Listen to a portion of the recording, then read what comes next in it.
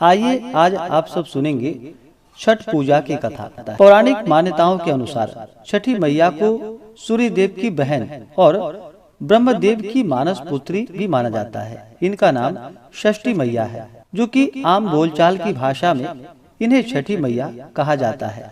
छठ पूजा में सूर्य देव के साथ षष्ठी देवी की पूजा करते हैं। पौराणिक कथाओं के अनुसार जब ब्रह्मा जी ने सृष्टि की रचना प्रारंभ की तो उन्होंने अपने शरीर के दो हिस्से किए, दाएं भाग पुरुष और बायां भाग प्रकृति।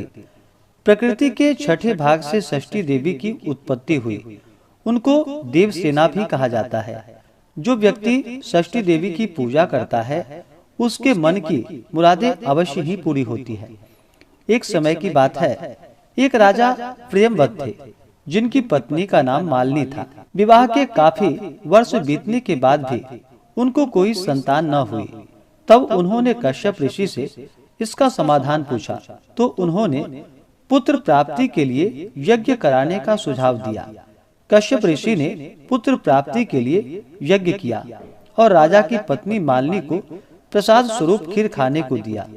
उसके प्रभाव से रानी गर्भवती हो गई, जिससे राजा प्रियमवद बड़े खुश हुए। कुछ समय बाद रानी ने एक पुत्र को जन्म दिया, लेकिन वह भी पुत्र जो कि मृत ही पैदा हुआ, मरा हुआ था। यह खबर सुनकर राजा बहुत दुखी हो गए।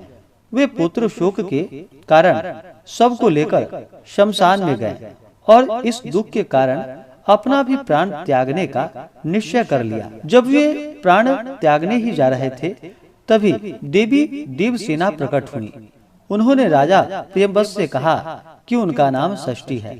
हे राजन, तुम मेरी पूजा करो और दूसरे लोगों को भी मेरी पूजा करने को कहो। लोगों को इसके लिए प्रेरित करो।